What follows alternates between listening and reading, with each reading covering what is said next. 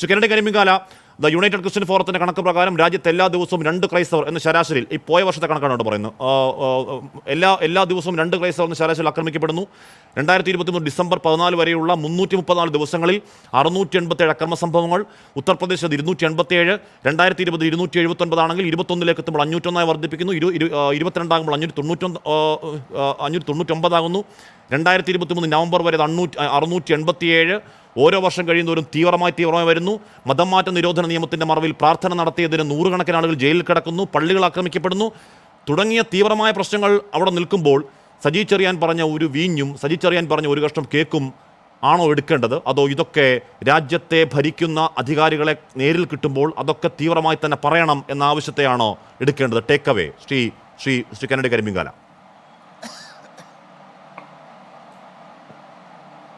തീർച്ചയായിട്ടും ഹാഷിം പറഞ്ഞതിനകത്ത് വളരെ വളരെ കൃത്യമായ കാര്യങ്ങളാണ് ഹാഷിം പറഞ്ഞത്. തീർച്ചയായിട്ടും ഹാഷ്മി പറഞ്ഞതിനോട് ഞാൻ പൂർണ്ണമായി യോജിക്കുന്നു. കാരണം ഇതുപോലൊരു അവസരം കിട്ടുമ്പോൾ നമ്മൾ ഇത്തരം കാര്യങ്ങൾ, അതായത് ആ വിഷയം സംസാരിക്കുന്ന ഒരു ടേബിളിൽ നമ്മൾ ഇത്തരം ഒരു അവസരം കിട്ടുകയാണെങ്കിൽ പറയണം. പക്ഷേ കിട്ടിയ അവസരം ക്രിസ്മസിനോടനുബന്ധിച്ചിട്ട് ക്രിസ്തുദേവൻ്റെ ജന്മദിനോടനുബന്ധിച്ച ഒരു പാർട്ടിയായിരുന്നു. ഞാൻ തിരിച്ച് ഹാഷ്മിയോടും ബഹുമാനായ CPM-ന്റെ സംസ്ഥാന കമ്മിറ്റി അംഗമാണ് എന്ന് ഞാൻ വിശ്വസിക്കുന്നു അഡ്വക്കേറ്റ് അനിൽകുമാർ. തെറ്റാണെങ്കിൽ സബ്ജക്റ്റ് കറക്ഷൻ. CPM-ന്റെ ബഹുമാനായ അനിൽകുമാറിനോട്, ബഹുമാനപ്പെട്ട അനിൽകുമാറിനോട് ഞാൻ ചോദിക്കുന്നത്, ഏതെങ്കിലും ഒരു ഇഫ്താർ വിരുന്നിനിടയ്ക്ക് ഇതുപോലെ ഏതെങ്കിലും ഒരു പ്രോസിക്യൂഷൻ കാര്യമോ അല്ലെങ്കിൽ അതിനോട് ബന്ധമല്ലാത്ത എന്തെങ്കിലും കാര്യമോ നിങ്ങൾ ചർച്ച ചെയ്യുമോ? രോമാഞ്ചം ഒക്കെ അവിടെ നിൽക്കട്ടെ, നിങ്ങൾ ചർച്ച ചെയ്യുമോ? നിങ്ങൾ ചുമ്മാ ഇരുന്ന് എന്തെങ്കിലും പറയുന്നത്. അനിൽകുമാറിനെ എനിക്ക് ഈ വിഷയത്തിൽ മുന്നിൽ കിട്ടിയപ്പോൾ സത്യത്തിൽ എനിക്ക് വളരെ പരിതാപകരമായ ഒരു സ്ഥിതിയിൽ എനിക്ക് തോന്നുന്നു. അദ്ദേഹത്തിൻ്റെ മുഖത്ത് നോക്കിയാൽ ഒരു വാട്ടം തന്നെ കാണാം. കാരണം കമ്മ്യൂണിസ്റ്റ് പാർട്ടിയുടെ വിപ്ലവത്തിന്റെ വളർച്ച കൊണ്ടാണ് അത്. രാവിലെ മുതൽ രാത്രി വരെ പണിയെടുക്കുന്ന രാഷ്ട്രീയക്കാരന്റെ മുഖം വൈകിട്ടാകുമ്പോൾ കുറച്ച് വാടിയിരിക്കും. കെന്നഡി, രാവിലെ മുതൽ വൈകിട്ട് വരെ പണിയെടുക്കുന്ന രാഷ്ട്രീയക്കാരന്റെ മുഖം, AC-യിൽ ഇരിക്കാത്ത രാഷ്ട്രീയക്കാരന്റെ മുഖം വൈകിട്ടാകുമ്പോൾ കുറച്ച് വാടിയിരിക്കും. അത് പറയില്ല, ശരി, അത് ചൂണ്ടിക്കാണിക്കില്ല. അദ്ദേഹം ഒരു വലിയ പരിപാടിയിൽ നിന്ന് വന്നതാണ്. അതിന്റെ ക്ഷീണമാണ്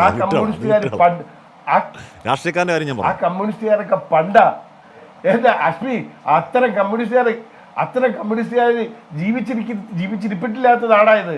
ഇന്നത്തെ കമ്മ്യൂണിസ്റ്റും അന്നത്തെ കമ്മ്യൂണിസ്റ്റും തമ്മിൽ വ്യത്യാസമുണ്ട്. അനിൽകുമാർ ബീഡി വലിക്കുമോ? അനിൽകുമാർ കട്ടൻ ചായ കുടിച്ചിട്ട് എത്ര നാളായിട്ടുണ്ട്? അതവിടെ നിൽക്കട്ടെ. ഞാൻ പറഞ്ഞത് അനിൽകുമാർ അന്ന് പറഞ്ഞത് മാത്രമേ ഓർമ്മയുള്ളൂ. ആ പറഞ്ഞ വാചകം ഒന്നുകൂടി ജനസമക്ഷം പറയാനുള്ള ധൈര്യമുണ്ടോ? ഒന്നുകൂടി ഞാൻ വെല്ലുവിളിക്കുന്നു. സംസ്ഥാന കമ്മിറ്റി അംഗത്തെ തിരുത്തിയത് പാർട്ടി അംഗത്വം പോലും ഇല്ലാത്തവരല്ലേ? എന്തിനാ എന്നെ കൊണ്ട് വല്ലതൊക്കെ പറയിക്കുന്നത്? എന്ത് പറഞ്ഞാലും ഉടനെ ഈ ഇന്ത്യ മഹാരാജ്യത്തിലെ ക്രിസ്ത്യൻ പെർസിക്യൂഷൻ പറഞ്ഞുകൊണ്ട് വരുന്നു. എന്താണ് സത്യമെന്ന് കൂടെ എനിക്ക് കിട്ടുന്ന അവസരങ്ങളിൽ ഞാൻ പറയാറുണ്ട്. അതായത് പ്രധാനപ്പെട്ട ചർച്ചകൾക്കൊന്നും പരാതി ഇല്ല എന്നല്ല, പരാതി പറയാറുണ്ട്. പ്രത്യേകിച്ച് ഈ നാട്ടിൽ പ്രധാനപ്പെട്ട പല നേതാക്കളും പറയുന്നത് എന്താണെന്നറിയാമോ? ഞാൻ എടുത്തു പറയാം, ആഷ്മി ഒന്ന് ചെവി തുറന്നു കേട്ടോളൂ. അതായത് പ്രധാനപ്പെട്ട 1-2 നേതാക്കൾ പറഞ്ഞത്, ഞങ്ങൾ ഇതിനു മുമ്പ് ക്രിസ്ത്യൻ ഇതുപോലെ ക്രിസ്മസ് ആഘോഷം കേട്ടിട്ടില്ല, ഞങ്ങൾ ഇതിനു മുമ്പ് ഇത്തരം കാര്യങ്ങൾ കേട്ടിട്ടില്ല. സത്യം, അവർ ഇഫ്താറേ കേട്ടിട്ടുള്ളൂ. ഒരു സമുദായത്തിന് വേണ്ടി പണിയെടുക്കുന്നത് മാത്രമേ അവർക്ക് അറിയൂ. അതേ ഈ കേരളീയർ കേട്ടിട്ടുള്ളൂ. ഈ ഏകപക്ഷീയമായി സംസാരിക്കല്ലേ? വേറെ ഏതെങ്കിലും പരിപാടിയിൽ ആഷ്മി പങ്കെടുത്തിട്ടുണ്ടോ? സാർ, ഞാൻ പറഞ്ഞില്ലേ, വാശിക്ക് പട്ടിണി കിടക്കുന്ന ജനതയെ അല്ല നോക്കട്ടെ. സാമ്പത്തികമായി നക്ഷത്രം വേണ്ടുന്ന കേരളത്തിൽ ലക്ഷങ്ങൾ പൊടിച്ച് വാശിക്ക് ഇഫ്താർ നടത്തുന്ന നാടാണിത്. അത് പാവപ്പെട്ടവന്റെ ഞാനടങ്ങുന്ന പാവപ്പെട്ടവൻ നികുതിദായകന്റെ പണം. മറ്റൊരു ചർച്ചയിൽ താങ്കൾ പറയുന്നത് കേട്ടു, സ്പീക്കർ ഇഫ്താർ നടത്തിയിരുന്നു. മറ്റൊരു ചർച്ചയിൽ കെന്നഡി പറയുന്നത് കേട്ടു, സ്പീക്കർ ഇഫ്താർ നടത്തിയിരുന്നോ?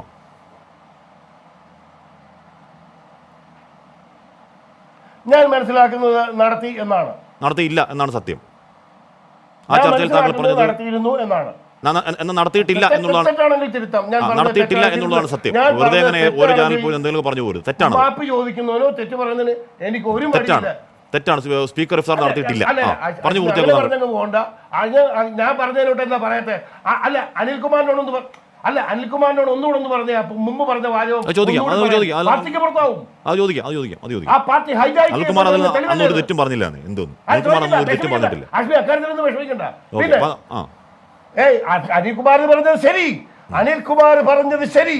പക്ഷെ പാർട്ടി സെക്രട്ടറി അടക്കം തള്ളി, പിന്തുണച്ചില്ല സംസ്ഥാന കമ്മിറ്റി അംഗത്തിനെ. ഒരു കമ്മ്യൂണിസ്റ്റ് വിപ്ലവ അടിസ്ഥാനം തെറ്റിപ്പോയി. ഒരു സമുദായത്തിൽ മുട്ടൽ വിഷയം എന്താ? വിഷമിക്കുന്നുണ്ടോ? വേദനിക്കുന്നുണ്ടോ?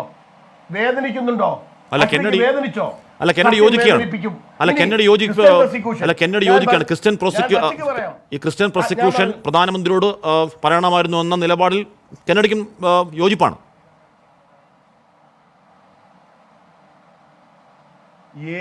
തീർച്ചയായിട്ടും പറയേണ്ട ഒരു അവസരം കിട്ടിയാൽ പറയണമായിരുന്നു. പക്ഷെ ആ അവസരം അതിന്റെ അല്ലായിരുന്നു എന്ന് വേണം മനസ്സിലാക്കാൻ. ഹാഷ്മിയോ ഞാനോ ഈ പാനലിൽ ഇരിക്കുന്ന ഒരു പാർട്ടിയിൽ പങ്കെടുത്തിട്ടില്ല. അതൊരു പാർട്ടി, അതൊരു ആഘോഷ പാർട്ടിയായിരുന്നു, ജന്മദിനത്തിന്റെ പാർട്ടിയായിരുന്നു. അവിടെ പറയാവുന്ന ഒരു വിഷയമാണോ കൊലപാതകവും ആറ്റം ബോംബും ഒക്കെ? പറയുന്നതിനൊരു മൂളൻ ചെവിയും വേണ്ടേ? പിന്നെ എന്താണ് ക്രിസ്ത്യൻ പെർസിക്യൂഷൻ? എന്താണ് ഈ നാട്ടിൽ നടക്കുന്നത്?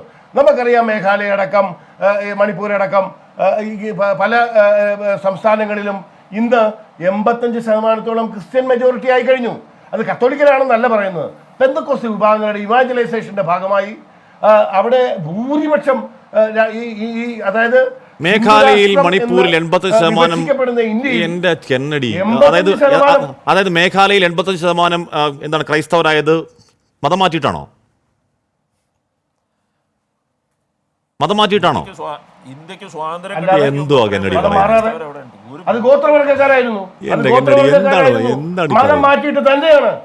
ഹാഷ്മി, ഞാൻ ആദ്യം പറഞ്ഞു, അതായത് മെയ്തി കുക്കി വിഷയം ഇപ്പോൾ അവിടെ കത്തിയത് അസ്പ തുടങ്ങിയ നിയമങ്ങൾ അവിടെ നിന്ന് എടുത്തു മാറ്റിയത് കൊണ്ടാണെന്ന് അന്ന് ഞാൻ പറഞ്ഞപ്പം ഹാഷ്മി എന്നെ വെട്ടി.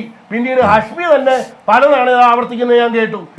കാര്യം പറയുമ്പോൾ വ്യക്തമായ